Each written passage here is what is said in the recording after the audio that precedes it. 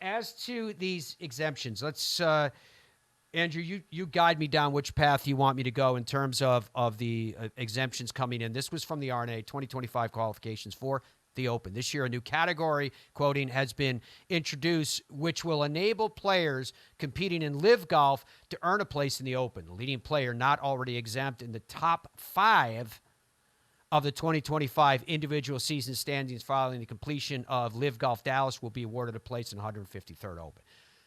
The new exemption complements existing qualification routes through the FedEx Cup on the PGA Tour, the Race to Dubai, and the DP World Tour, and the International Federation ranking for players competing on the Asian Tour, Japan Golf Tour, PGA Tour of Australasia, and the Sunshine Tour. Close quote. The USGA exemption for 2025 is as follows, quoting, 2025 U.S. Open, one full exemption awarded to the top player who is not otherwise exempt and in the top 3 of the 2025 LIV Golf individual standings as of May 19, 2025. In addition, a local exemption will be awarded to the top 10 players from the 25 LIV Golf individual standings as of April 7th, 2025. In 2026, essentially what they're saying is that they're going to take into account rolling prior year, current year to make the same determination of those who would get the exemption fine. So Dom asked the question of the day, is one exemption enough? Bearing in mind, now we had the conversation of 7, correct me if I'm wrong, 7 U.S. Open, 12 exempt into the Open, add a number on top of each one of those because of this new exemption, which the governing bodies that are offering. What are you getting back in terms of your question of the day and the voting you guys can do on our Fairways to Life YouTube channel? First of all, I don't think I would count the exemptions that exist on their own. No, you don't. But it still represents how many LIV players are going to be there, but it doesn't have any bearing on this. I would agree with you on that. Carry on. LIV Golf has one full exemption in the Open of the U.S. Open, as this just defined by Matt. Is that enough? Where should it be, if it needs to be changed at all? Yes, these are the 4 options. Yes, 1 is perfect. Is my mic on? Okay. I screwed that up last time. Yeah, good job. 2, second option. No, they deserve none. Third option, they should get like around 5 exemptions. Or the 4th option is, they should get around like 10 exemptions. Right now, 17% say 1 is perfect. 29% say none. They should be getting nothing. 12% think they should get around 10. And 42%, leader in the clubhouse, say they should get around 5. What say you, Matt Adams? What say I is that people are going to view this through the spectrum, again, of politics and opinions and agendas. The reality of what should be going on here is, in my view, a higher purpose, which is we want to ensure that the most important events in the game of golf have a field that represents the best players in the world competing against each other so that we can know, as we step away, if we're said governing body of XYZ major, that we can walk away with our head held high and say, we made sure that the best in the world had an avenue to and or were invited into, exempt, if you please, for, wording-wise, semantics, into said Open. So to me, that's the higher calling, right? And that's why when I started the conversation, the first thing I wanted to know is how many players for these 2 majors that we're discussing this morning are already getting in. Right? And again, it doesn't have a direct bearing to me on how many deserve to go in. If a proper analysis is going to be done is if you look at it and you base it off world golf rankings, and you say, well, 60 and under get in, or 50 and under get in. Well, what is that in an equivalent field that's a smaller field week to week, or tournament to tournament, better put, with LIV? What's the comparison? So to directly answer your question, 1 seems too small to me. Having said that, I do think that this is a very, very significant move. It is step one. Just like I was talking about in the last segment, if someone were to look at LIV and go, oh my gosh, their ratings were abysmal, 12,000, blah, blah, blah. And I look at it and go, yeah, yawn, time zones, outlet. It doesn't mean anything yet. It doesn't mean anything. It was almost a beta test. It was a test run.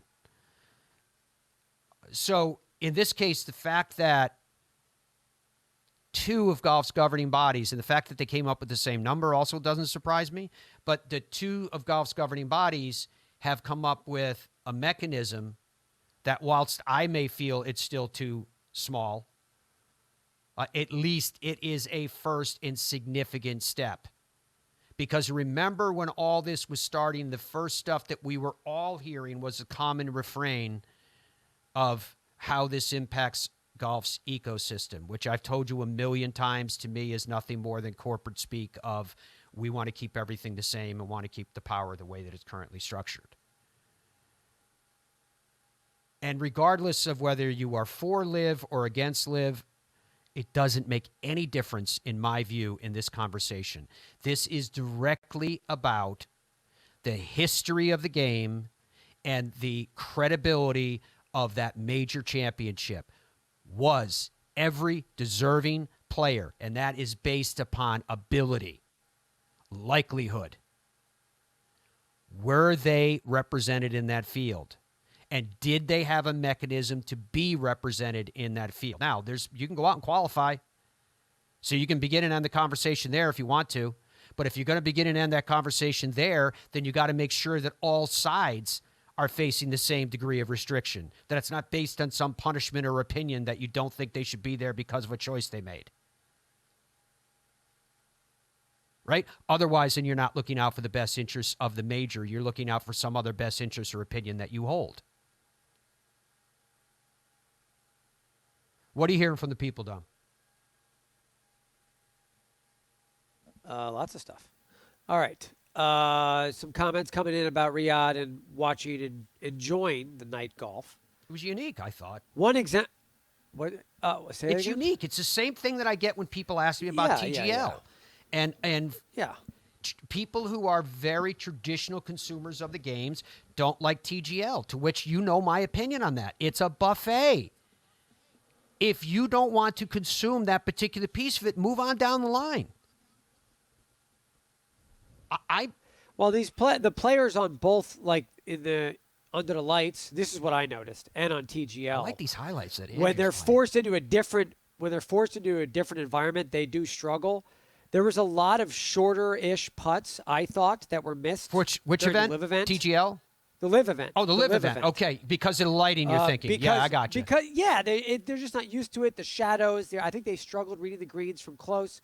And the same thing going on with TGL. There's the surface is, generally speaking, just turf surfaces, and they're struggling a lot. Well, with I think that I've said this before. Too. I think there's an issue with TGL's surface around their green. The ball does not react the way it does on Mother like Earth. Turf. And these guys are struggling, I thought, at Riyadh, reading the greens at night under lights with shadows. And that makes sense. I'm not saying any of it's bad. I'm just saying that when you're taking these guys and throwing them into an environment that is very unusual for them, they're trying to figure it out. And that's not good or bad. It just is what it is. Surfstat says, one exemption is ridiculous. It should be their top 20 on their money list, at least. That's ridiculous. I'm sorry, that's ridiculous. 20. But I can understand not thinking one is enough. Let's see here. The LIV Golf should be getting a minimum of 8 spots.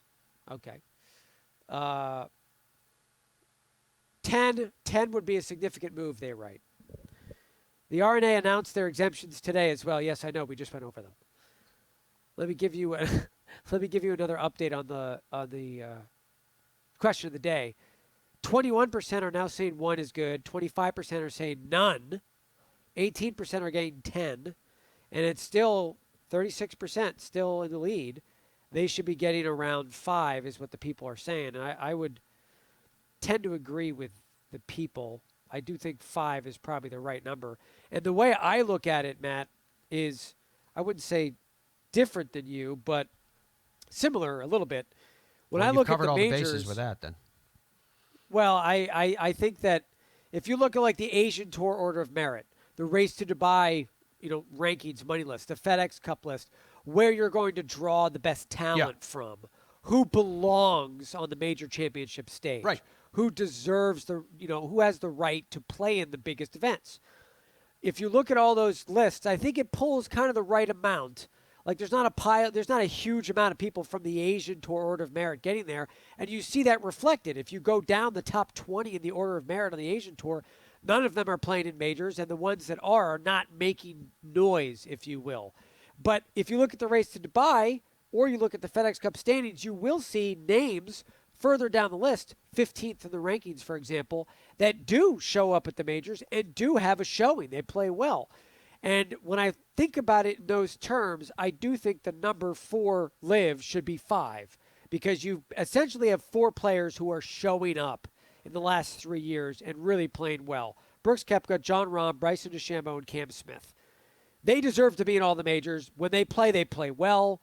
Some of them have wins recently in major championships. They wouldn't be part of this conversation. We'd be talking about, in your case, No, 5 no, players no, outside of people who are exempt for what they've already done in majors. Yes, but my point is you've got roughly 5 players from that particular tour, that feeder tour, whatever, again, however you want to define that, and they are showing up and competing at a high level at the majors. If you go further down the list on the Asian Tour Order of Merit or on the LIV individual standings, you're going to find guys who, when they've played in majors, can't even make a cut. So why should you be giving 15 exemptions if you've got guys that, when they get the opportunity, are failing miserably? I think they're taking spots what away. you're trying if they do to it that say way. is back to my comment that exemption for a much smaller field should still be equivalent to the exemption percentage that you're giving to other tours, so that there's an equity there and there's a balance. Which, again, my comments on sort this of. is, I'm not necessarily looking for an equity or a balance. What I'm looking for is the best players in the world to play in the best events. Right, I want all of the best there. yeah, and And if but the bottom line of pull our whole 15 guys from the Asian Tour and 15 guys from the LIV Tour, you're not going to get the best players in the world doing it that way. You're just not. Well, again, the discussion we're having here is that the number that they've currently settled upon is not enough. So I agree with that. So that my point is, this is about protecting the majors, not protecting ecosystems or any other agenda. It's our highest calling in the game are the major championships. So how do we make sure that someone I'm still a little confused in what you're saying in terms of judging their ability to compete in an event that they haven't been in yet, but so that someone that has demonstrated that they have the skills to be on that stage gets the opportunity. And again, I can hear the people out there clamoring, the 21% or whatever you said the last checkup, that are saying then they should go qualify, which I realize that option is there. And many do attempt to qualify and actually get through qualifying too, to their credit. But that is not a be-all and end-all of that discussion unless you force all those who are eligible for exemptions and qualifying to go through that same path. You see what I'm saying? Because otherwise all you're doing is saying, no. The pathways, as they call it, into is reserved for the people that I support. All you other guys, if you want to get in, then you guys have to go qualify. There's qualifying out there. Don't complain.